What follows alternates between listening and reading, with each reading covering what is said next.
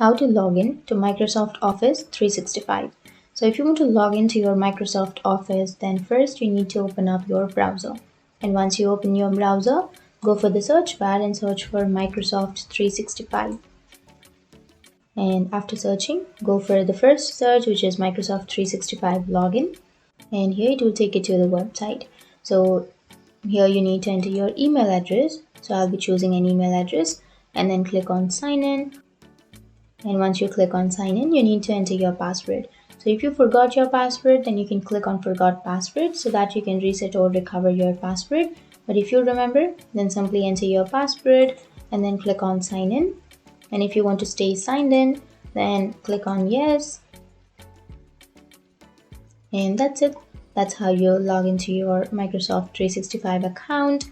And if you have any questions, feel free to comment below. Thanks for watching.